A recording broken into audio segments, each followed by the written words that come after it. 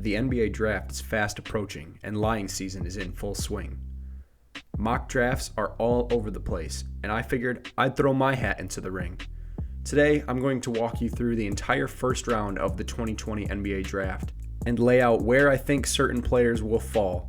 I will give a brief scouting report for each player with strengths and weaknesses, as well as a focus on where they fit into the current team. With that being said, let's dive right into this. With the first pick in the 2020 NBA draft, the Minnesota Timberwolves select Deni Avdija, forward, Maccabi Tel Aviv in Israel. Now this pick may be a bit of a surprise to some of you.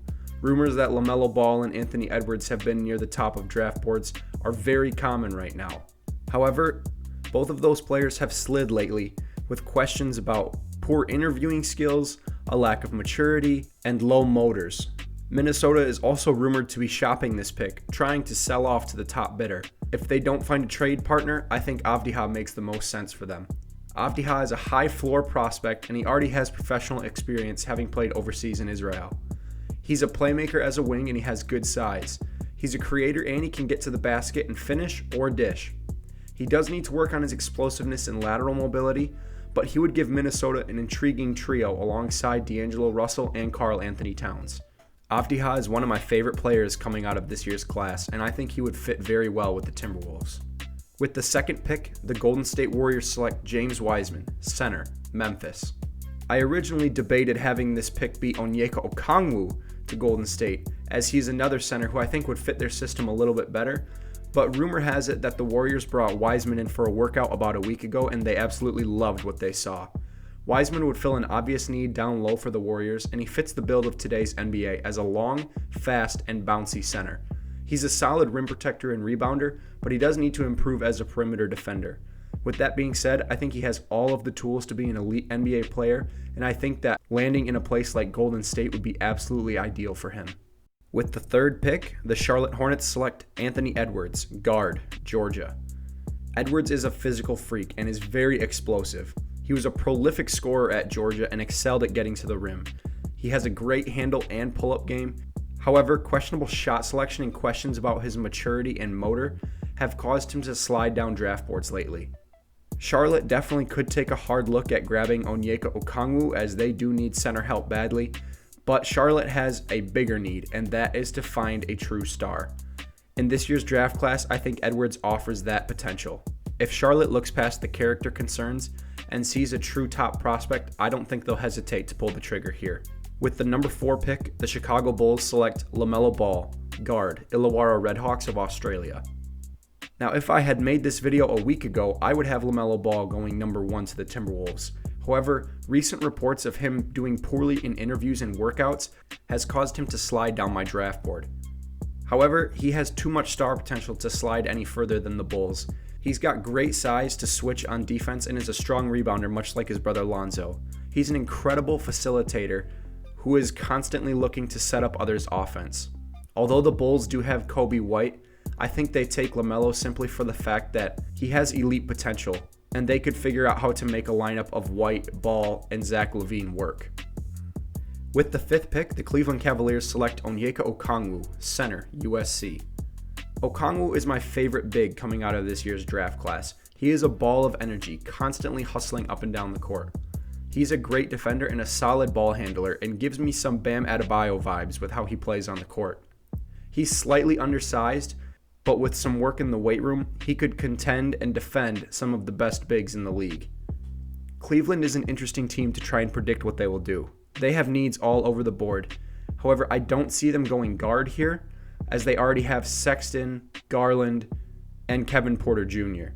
Andre Drummond only has 1 year left on his contract if he decides to opt in, which is why I think Okongwu would make perfect sense for the Cavaliers at 5. With the 6th pick, the Atlanta Hawks select Tyrese Halliburton, guard, Iowa State. Now, Halliburton may not have the most potential out of any player in this draft class, but he has a very high floor, and I think he can come in and contribute right away, which is what Atlanta is looking for. On paper, the Hawks look like they could be a fringe playoff team, if not better, with Trae Young, John Collins, and a host of other young players in the wings. Halliburton is a great playmaker. His floor vision is incredible, and he's a team player to his core, doing all the little things to help them succeed. He has a high floor like I mentioned earlier, and he will contribute straight away at the professional level. He has a solid jumper, despite his form being unique, if I can put it that way. With that being said, he shot it at a high clip in college, so if it's not broke, don't fix it.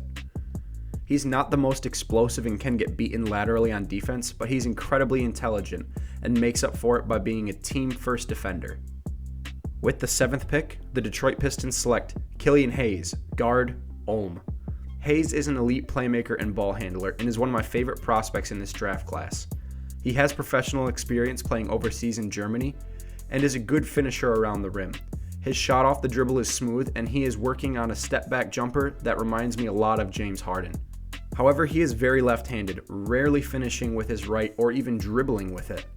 He needs to continue to work on developing that offhand and focus on improving his consistency with his jump shot, as he shot at a low percentage overseas. Hayes would be a great fit in Detroit for a team looking for a lead guard with Derrick Rose's future in question and constantly floating around in trade rumors. He would also make an interesting pairing with Detroit's other Frenchman, Sekou Doumbouya. With the 8th pick, the New York Knicks select Obi Toppin, forward, Dayton. Now, the Knicks could go a multitude of directions with their pick. I could see them even trying to trade up in this draft as they look to land a star of the future. However, in true New York fashion, I think they're going to go with someone who will sell the tickets, and that is Toppin. Toppin was one of the top players in the nation last year collegiately and is a terror above the rim and an elite finisher. He is smart in the pick and roll and distributes well. He also has a solid jumper but enjoys battling down low, which is refreshing to see in today's perimeter-oriented NBA. However, two major concerns for Toppin are that he is a bit older for a prospect and is not a great defender by any means, often taking the wrong angles on perimeter situations and getting blown by quite easily. With that being said, I think the Knicks will be enamored with the star potential that Toppin does have, and the fact that he will be able to come in and contribute at a pro level immediately. With the 9th pick, the Washington Wizards select Devin Vassell, forward, Florida State. Now, I initially had Vassell going a little higher in this draft to the Hawks, but then I saw this.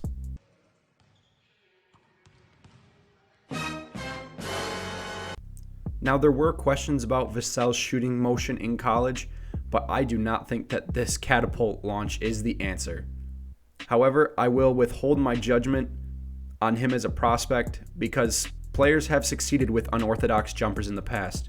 Take a look at Shawn Marion. That guy was a perennial all-star in Phoenix, even though he chucked it straight off his chest. Vassell is built for the NBA and has a very long wingspan. He's an elite defender and will be able to contribute immediately to a Wizards team that is very poor on defense. Much like Halliburton, he's a team-first player, all hustle and heart, constantly diving for loose balls and doing the unselfish things that help the team go the extra mile. If there's anywhere Vassell can improve besides his interesting mechanics as a jump shooter, he needs to work on beating players off the dribble and filling out his frame so that he doesn't get bodied at the professional level. With the 10th pick, the Phoenix Suns select Isaac Okoro, forward from Auburn. Okoro is someone who is flying up draft boards lately, and it's easy to see why. He's a high IQ defender and thrives on making his opponents' lives miserable when they have the ball. He's built to play multiple positions in today's positionless NBA, and he gets to the rim and finishes strongly. However, he does need to develop as a jump shooter and creator, where he showed flashes at Auburn but never fully realized his potential. Another player climbing draft boards lately checks in at number 11 to the San Antonio Spurs, and that's Patrick Williams, forward from Florida State. Williams is another strong defender in a great defending class, and has promise as a jump shooter. He's also a solid secondary playmaker, and much like Okoro, is strong around the rim and can finish well with both hands. He is still quite raw as a prospect, especially when it comes to his footwork and defensive strategies, but landing in a place like San Antonio would be a great spot for Williams. With the 12th pick, the Sacramento Kings select Saddiq Bey, forward, Villanova. Bey is the definition of a 3-and-D wing who broke out as a sophomore with the Wildcats this past season. He has a high basketball IQ, attacking reckless closeouts and communicating well on defense. He is long and strong, and much like Okoro, is a nightmare defensively. Bey is a great perimeter shooter, but he does need to work on ball handling and explosiveness to improve as an interior scorer and creator. With the 13th pick, the New Orleans Pelicans select Jalen Smith, big, Maryland. Now, Smith is built like the modern big. He is tall, lean, and has great touch around the rim. He can pick and pop very well and is a high energy player who crashes the boards hard. However, on defense he is quite stiff, getting blown by on the perimeter very easily. Smith can also get a touch out of control when the ball is in his hands and he's looking to create. He needs to slow down as a passer and let the game come to him. With the 14th pick, the Boston Celtics select Aaron Nesmith, guard, Wake Forest. Nesmith is another player that I absolutely love in this class, and it's simply because he can go absolutely nuclear from deep, where he averaged 52% with Wake Forest, making him an elite floor spacer at the next level. Nesmith can hit from anywhere and has a nice step back and sidestep three. He's able to get downhill in a hurry, but does need to improve on finishing around the rim. He's an intelligent defender, but will look to improve his lateral explosiveness at the next level as well. With the 15th pick, the Orlando Magic select Tyrell, guard, Stanford. Terry is climbing draft boards as reports are coming out that he's bigger than what he weighed in at Stanford, where he came in at a measly 160 pounds. Terry stands currently at about 6'3" and 175 pounds and is basically a Steph Curry light with a quick release and deep range. Like Steph, he moves exceptionally well off the ball, using screens to get open in the corners very often. He's crafty inside and can actually finish pretty well around big men and runs the pick and roll pretty well. However, even though he has checked in a little bigger than what he measured in college, he's still small for a guard, and there are worries that he could be bullied by bigger players at the next level. Terry will have to bulk up to prevent this. With the 16th pick, the Portland Trail Blazers select Aleksej Pokusevski, big, Olympiakos B in Serbia. Pokusevski, or Poku, is one of the biggest question marks in this draft. He handles and distributes the ball incredibly well for a player his size. Poku currently stands over 7 feet tall, but weighs roughly 200 pounds. As you can imagine, he has a very thin frame, almost frail looking.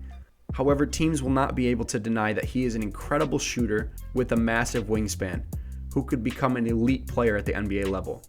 As I mentioned earlier, the biggest question mark is his frame. If he can fill out at the professional level and add some more weight, he could become an all-star caliber player.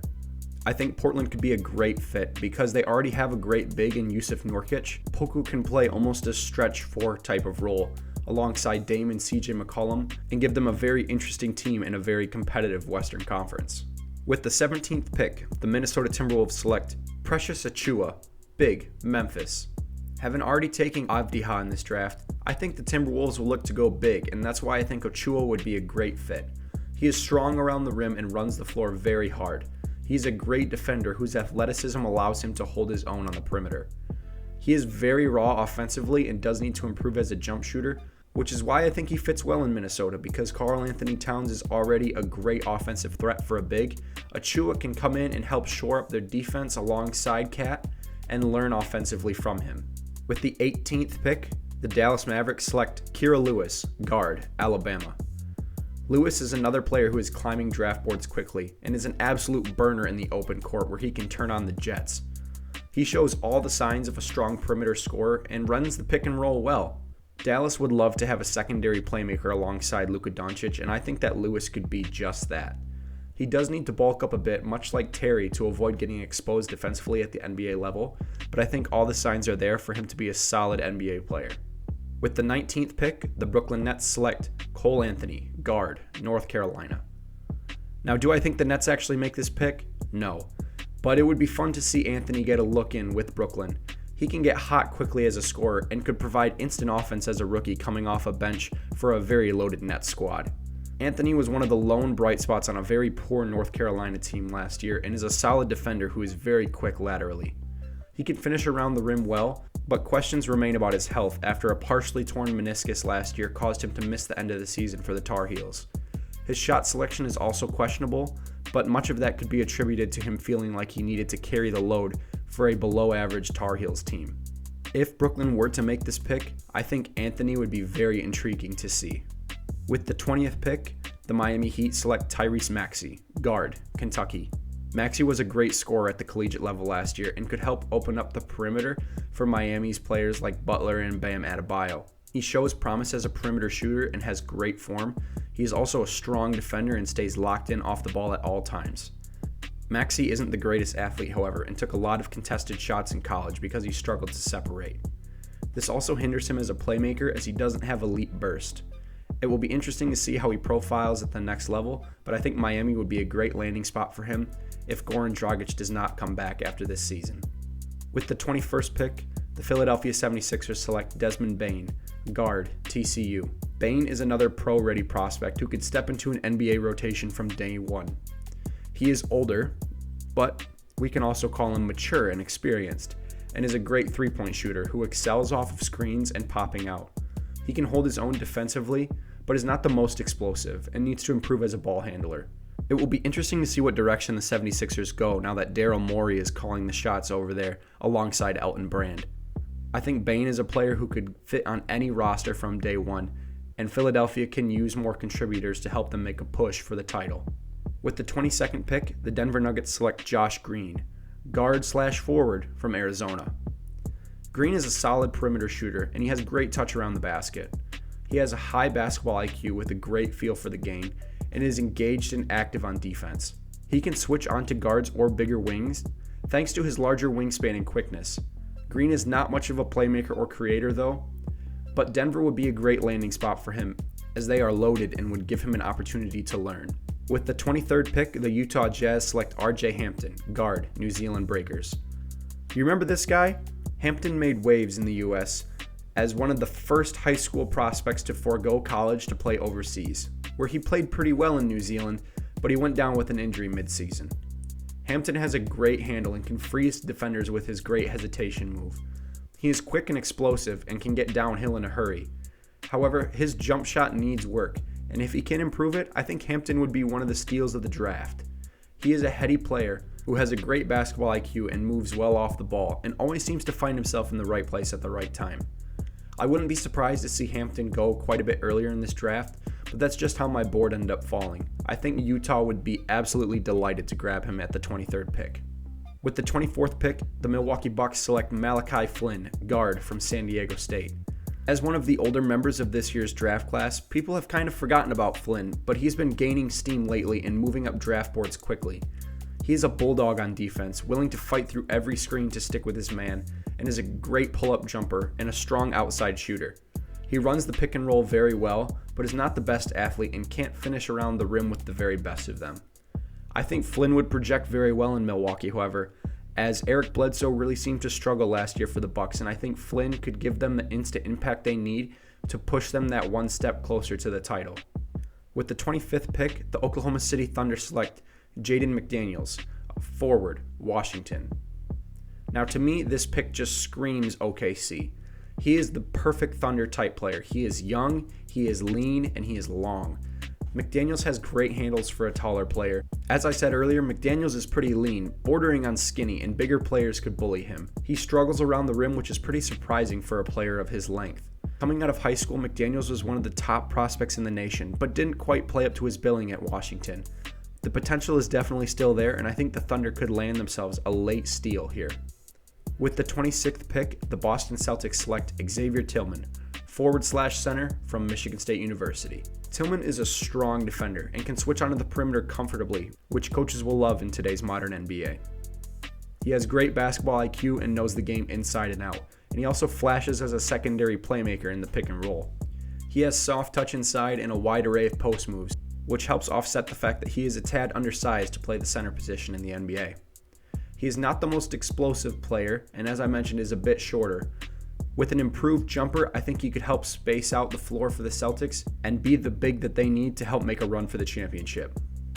With the 27th pick, the New York Knicks select Isaiah Stewart, forward center from Washington. Stewart is an absolute terror on the glass and is incredibly strong. He is a great rim runner and will fly past defenses in transition. Although the percentages won't say it, Stewart flashed as a jump shooter and has great form. He is strong in the post, both on offense and defense, and much like Tillman, is pretty undersized for a big, but what sets Stewart apart is his long wingspan. For a team like the Knicks, I think Stewart is someone who will have a long and successful NBA career. He maybe will never be a star, but I think he will always be a solid NBA player, and to be honest, the Knicks would take that in a heartbeat. With the 28th pick, the Los Angeles Lakers select Tyler Bey, forward/center from Colorado. Standing at only 6'7", you may be surprised to know that Bain was the primary center for the Buffaloes last season and will likely have to shift to forward in the pros. He has shown progress as a jump shooter and is a strong defender who will not let the team down when it comes to handling his individual assignment.